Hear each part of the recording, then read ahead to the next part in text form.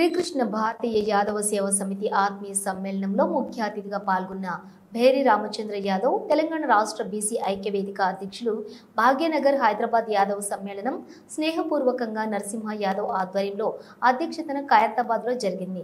యాదవ సమ్మేళన సమావేశానికి భేరి రామచంద్ర యాదవ్ బీసీ ఐక్య వేదిక అధ్యక్షులు ముఖ్య అతిథిగా హాజరు కావడం జరిగింది. హైదరాబాద్ సిటీ అధ్యక్షులు 33 జిల్లాల అధ్యక్షులు కార్యదర్శులు అభిమానులు మహిళా అధ్యక్షురాలు హాజరు కావడం జరిగింది. మొదటిగా నరసింహ యాదవ్ అధ్యక్ష స్థానంలో ఉండి సమావేశాన్ని ఉద్దేశించి ప్రసంగించారు. యాదవ సోదర సోదరీమణులు పేద వర్గాలకు సహాయం చేయాలని సదుద్దేశంతో యాదవ సమితి 2023లో స్థాపించడం జరిగింది. ముఖ్యంగా పేద యాదవులు నిరుపేదలు హైదరాబాద్లో దవాఖానాలకు వచ్చినప్పుడు వారికి రాత్రి పడుకోవడానికి షెల్టర్ ఏర్పాటు చేయడం, పేషెంట్ వచ్చినటువంటి వారికి ఆతిథ్యం ఇచ్చి, పేషెంట్ వెంట వచ్చిన వారికి ఆతిథ్యం ఇచ్చి భోజనాలు ఏర్పాటు చేయాలని సంకల్పించడం జరిగింది. దయచేసి యాదవ సమాజం ధనిక వర్గం మధ్యవర్గం వారు ఈ సేవా కార్యక్రమంలో పాల్గొనాలని నరసింహ యాదవ్ పేర్కొన్నారు. భారత సేవా సమితి ఉద్దేశం ప్రకారం పేద విద్యార్థులకు పుస్తకాలకు, బట్టలకు, ఫీజులకు సహాయం చేయాలని సమావేశానికి హాజరైన కార్యవర్గం మరియు సభ్యులందరికీ పిలుపునివ్వటం జరిగింది. పేదలు చదువుకున్న వాళ్ళు యాదవ సమాజంలో నిరుద్యోగ సమస్య ఎదుర్కోవటం జరుగుతుంది. ప్రైవేట్ కంపెనీలలో మరియు వ్యాపార రంగాలలో ఉద్యోగం, ఉపాధి ఇప్పించుటకు సహాయకారిగా సమితి సభ్యులు అభిమానులు ఉండాలని కోరటం జరిగింది. వ్యాపారం దృష్టిలోని ఉపాధి, ప్రైవేటు ఉద్యోగాలు, బ్యాంక్ లోను వచ్చినట్లుగా మన వాళ్ళు సహాయం చేయాలి. సేవా ధర్మంతో సామాజిక, ఆర్థిక, రాజకీయ రంగంలో అభివృద్ధి చెందుటకు ఐకమత్యంగా మనం పనిచేద్దామని పిలుపునిచ్చారు. ఈ రోజుల్లో పేదలు పెళ్లి ఖర్చులు భరించడం కష్టంగా మారింది. కాయ కష్టం కూలీ పనులు చేసుకునే వాళ్ళు పెళ్లి ఖర్చులు భరించలేకున్నారు. అందుకు గాను పేదలు, నిరుపేదలు, పెళ్లి కూతుళ్ళు, పెళ్లి కుమారునికి కృషి వస్త్రాలు యాదవ కులస్తులు, ధనికులు సహాయపడాలని కోరటం జరిగింది. అప్పుడే కొంతమంది స్పందించి 2 జతలకు మేము సహాయం చేస్తామని చెప్పడం కూడా జరిగింది.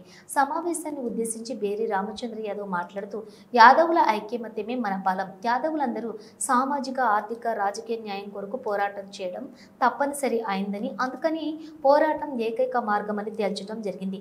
ఒక్క యాదవ కులంతో మనం అందరం అధికారంలోకి రాలేమని, అభివృద్ధి చెందిన బీసీ కులాలైన మున్నూరు, కాపు, గౌడ్స్, ముదిరాజు, పద్మశాలి, యాదవ్ సమాజం ఒక్కటి కావాలని జేఏసీగా ఫెడరేషన్ ఏర్పాటు చేసుకుని అందరూ కలిసి రాజ్యాధికారం సాధించాలని, అధికారమే అన్నింటికీ మూలం మాస్టర్కి అధికారం, బీసీలందరూ మన ఓటు మనకు వేసుకుంటే 50% మనమే అధికారం సాధించుకుంటాం. అడుక్కుంటే అధికారం మన చేతికి ఎవరు అధికారం మన చేతిలో ఉంటే బడ్జెట్లోనూ విద్య, వైద్యం, ఉపాధి, ఉద్యోగం ప్రతి దాంట్లో యాదవులతో పాటు బీసీలకు న్యాయం జరుగుతుంది.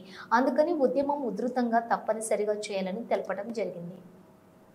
ముఖ్యంగా ఏ పార్టీ అయినా బీసీలకు న్యాయం చేయటం లేదు. యాదవులు మన జనాభా ఎంత, మనకు సీట్లు కేటాయించకపోవటం, మేజర్ పార్టీలు అన్నీ అన్యాయం చేసి అసెంబ్లీలో ప్రాతినిధ్యం లేకుండా చేయటం జరిగింది. యాదవ ఒక్క మంత్రి కూడా లేని మొట్టమొదటి అసెంబ్లీ ఇదేనేమో. ఐకమత్యంగా పోరాడదాం. ముఖ్యంగా బడ్జెట్లో మనమెంతో మనకంతా. మన జనాభా దామాషా ప్రకారం న్యాయం జరిగే వరకు పోరాడదాం. పిడికెడు ఉన్న అగ్రవర్ణాలు ఎమ్మెల్యే, ఎంపీ సీట్లు వాళ్ళు తీసుకోవటం, సుదీర్ఘ కాలం అధికారంలో ఉండటం 75 సంవత్సరాల నుండి మనం గమనిస్తూనే ఉన్నాం. అందుకని పోరాటం చేయక తప్పదు. అధికారం సాధిద్దాం. యాదవులకే కాకుండా బడుగు బలహీన వర్గాలైన బహుజనులకు, నిరుపేదలకు అప్పుడే న్యాయం జరుగుతుంది అని, అందుకుగాను ప్రతి ఒక్కరూ తమ తమ ఏరియాలలో, మండలాల నుండి కూడా అధికార దిశగా పయనిద్దామని పిలుపునిచ్చారు. రాబో సర్పంచ్ ఎలక్షన్లో, స్థానిక ఎన్నికల్లో యాదవులు, బీసీలందరూ పోటీ చేసి గెలవాలని సభాముఖంగా అందరినీ కోరటం జరిగింది. చైతన్య సభలు ఐకమత్యం కొరకు ఇక ముందు సమావేశాల ఏర్పాటుతో రాష్ట్ర వ్యాప్తంగా ఉద్యమ స్ఫూర్తితో ముందుకు వెళ్దామని కోరుతూ పిలుపునివ్వటం జరిగింది. ఈ సమ్మేళన సభలో ఉద్యమకారుడు Rajaram Yadav, contested MLA city Hyderabad అధ్యక్షులు, ఆర్గనైజేషన్ కార్యవర్గం, 33 జిల్లాల అధ్యక్ష కార్యదర్శులు, మహిళా అధ్యక్షురాలు, మహిళా స్నేహపూర్వకంగా బీసీ నాయకులు, గౌడ్స్, ముదిరాజు, బలిజ నాయకులు పాల్గొని సభను విజయవంతం చేశారు. भारत माता की जय, भारत माता की जय, वंदे मातरम, वंदे मातरम, वंदे मातरम, भारत माता की जय। हिंदुस्तान जिंदाबाद, हिंदुस्तान जिंदाबाद, हिंदुस्तान जिंदाबाद, आर्मी जवान जिंदाबाद, आर्मी जवान जिंदाबाद, आर्मी जवान जिंदाबाद, आर्मी जवान जिंदाबाद। भारत माता की जय, भारत माता की जय। हिंदुस्तान जिंदाबाद, हिंदुस्तान जिंदाबाद, हिंदुस्तान जिंदाबाद, हिंदुस्तान जिंदाबाद। भारत माता की जय, भारत माता की जय, भारत माता की जय।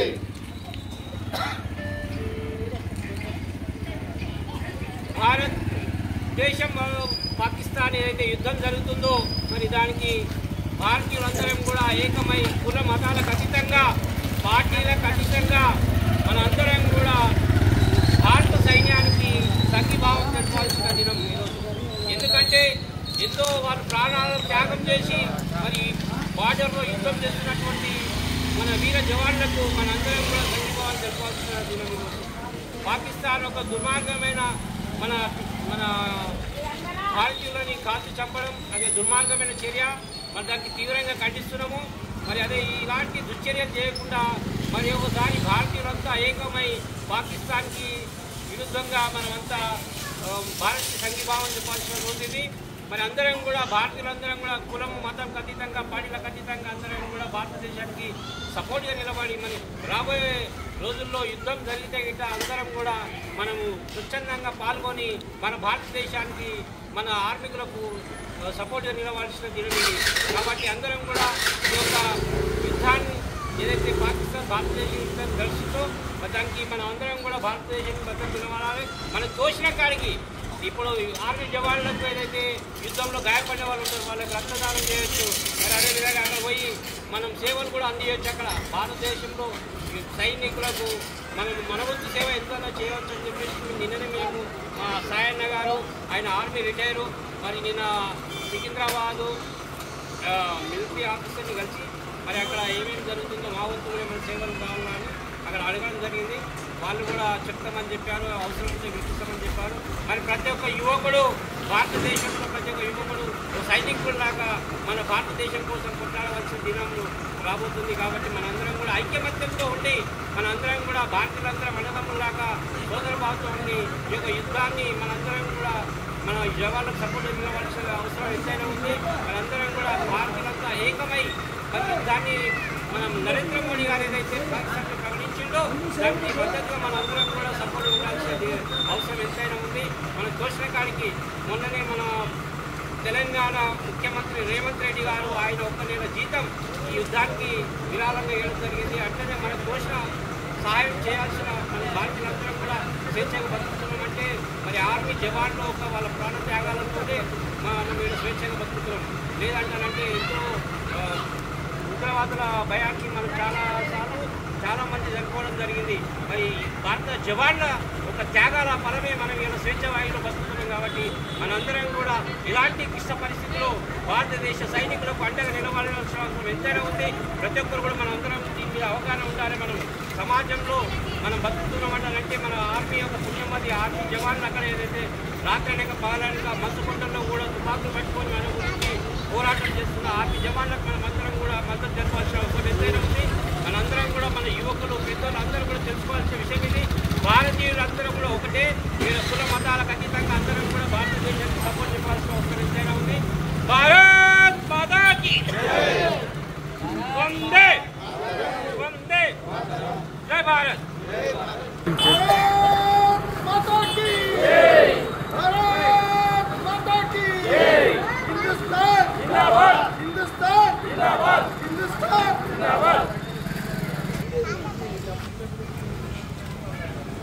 భారతదేశ మిలిటరీకి మద్దతుగా సంఘీభావం తెలుపడానికి వచ్చిన ఈ నేతాజీ నగర్ వాసులకు మహిళలకు మరియు పెద్దలందరికీ నా నమస్కారం.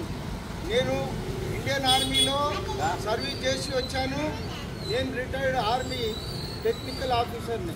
ముఖ్యంగా ఈరోజు చెప్పాల్సిన అవసరం ఏమిటంటే పాకిస్తాన్ ఇదివరకు 3 యుద్ధాలు చేయడం కూడా జరిగింది. 1949లో ఎప్పుడైతే భారత్ పాకిస్తాన్ విడివిడిగా విడిపోయినప్పుడు కూడా మన వాళ్ళని ఘోరంగా చెప్పడం జరిగింది. అదే రకంగా 1965లో కూడా యుద్ధం జరిగింది. ఆ యుద్ధంలో కూడా మన వాళ్ళు ఎంతోమంది ప్రాణాలు పోగొట్టుకోవడం జరిగింది. బంగ్లాదేశ్ వార్ ఏదైతే 1971లో యుద్ధం జరిగిందో అప్పుడు కూడా మన వాళ్ళు చాలామంది చనిపోవడం జరిగింది. 1 లక్ష వ్యక్తులతో వాళ్ళు లొంగిపోవడం వల్ల బంగ్లాదేశ్ సపరేట్ చేయడమే కాకుండా ప్రాణాలతో ఇందిరాగాంధీ ప్రైమ్ మినిస్టర్ ఉన్నప్పుడు మనకు జనరల్ మానేక్షా మిలిటరీ కమాండర్ వాళ్ళు ఆ ప్రాణాలతో వదిలేసి పాకిస్తాన్కు లక్ష సైన్యాన్ని పంపి చేయడం జరిగింది. ఆ రకంగా పాకిస్తాన్ మనల్ని ప్రతి విషయంలో కవ్వింపు చర్యలకు ముందుకొచ్చి మనల్ని చాలా ఇబ్బందుల పాలు చేస్తున్నారు. ఆ విషయం అందరికీ తెలిసిన విషయమే. పహల్గామ్లో జరిగిన ఎవరైతే టెర్రరిస్టులు ఉన్నారో పేరు టెర్రరిస్టులు ఉన్నా ఇప్పుడు వాళ్ళ ప్రతి ఒక్క చర్యను మనం గమనిస్తూనే ఉన్నాం. ఇక్కడ ఏదైతే గోకుల్ చాట్ దగ్గర మరియు ఇక్కడ హుసేన్ సాగర్ దగ్గర కూడా మనకు బాంబులు వేయడం జరిగింది. ఈ టెర్రరిస్టులు అనేది తాజ్మహల్ హోటల్ బాంబేలో కూడా కలకత్తాలో కూడా ఎక్కడెక్కడో వాళ్ళు మనల్ని ఇబ్బంది పెట్టడానికి అప్పుడప్పుడు బాంబులు వేస్తూనే ఉన్నారు. ఈ పహల్గామ్లో జరిగిన ఏదైతే బంబారీస్ ఉన్నాయో ఆ బాంబులు వేసిన